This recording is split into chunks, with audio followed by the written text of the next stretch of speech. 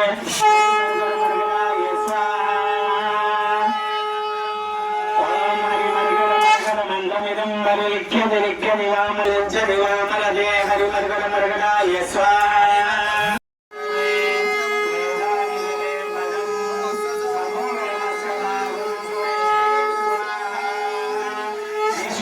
परमात्मने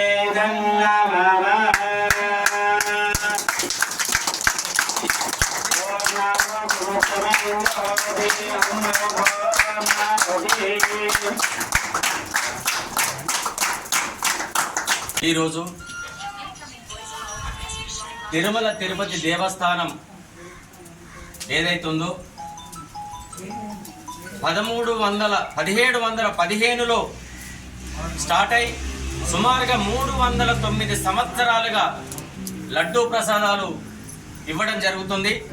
మరి అలాంటి లడ్డును ఆవు నెయ్యితో కాకుండా ఇతర జంతువుల నెయ్యితో తయారు చేసి మా సనాతన ధర్మాన్ని, హిందువుల ఆత్మగౌరవాన్ని దెబ్బతీసే విధంగా ఆ లడ్డును తయారు చేసిన సందర్భంగా ఈరోజు బెల్లంపల్లి పట్టణంలో మంచిర్యాల జిల్లా హిందూ ఐక్యవేదిక, బజరంగ్ దళ్ వారు కావచ్చు, విహెచ్పి వారు కావచ్చు, హిందూ సంఘాల వాళ్ళందరూ కలిసి ఆ అపవిత్రాన్ని నిరసిస్తూ ఈరోజు బెల్లంపల్లి సుభాష్ నగర్ వెంకటేశ్వర స్వామి ఆలయంలో హోమయాగం చేయడం జరిగింది. మరి మా సనాతన ధర్మం మీదనే ఎందుకు ఈ వివక్షత అని మేము అడుగుతున్నాం. ధర్మం కోసం మాట్లాడితే ఒకడు అంటాడు మతం అంటాడు, ఇంకోడు అంటాడు ఇంకేదో అంటాడు.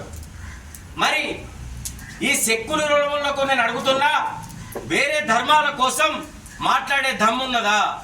లేదు. హిందూ ధర్మం అంటే ఇక వాళ్ళు ఏమి అనరు అన్న. భారతదేశంలో విభిన్న భాషలు, విభిన్న మతాలు, విభిన్న కులాలు అన్నిటికీ అనుకూలంగా మా నామం ఒక్కటే, భాషలు ఏమైనా భావం ఒక్కటే ఉంటుంది. మా హిందూ భావజాలం అంతా దేవునికి పేరు మారది. ఏ రాష్ట్రంలో భాష అయినా వెంకటేశ్వరుని వెంకటేశ్వరుడే అని అంటారు, ఆంజనేయుని ఆంజనేయుడే అని అంటారు. భాషలు వేరు కావచ్చు, మా భావం ఒకటే.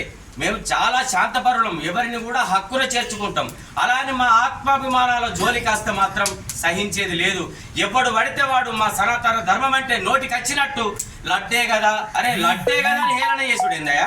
సోషల్ మీడియాలో వాడు వినాయకుని మీద పెడతాడు, వాడు లడ్డు మీద పెడతాడు. అంత చేతగానులం కాదు. మా ఓపికను పరీక్షించద్దు. మేము చాలా ఓపిక కొద్ది ఉంటాం.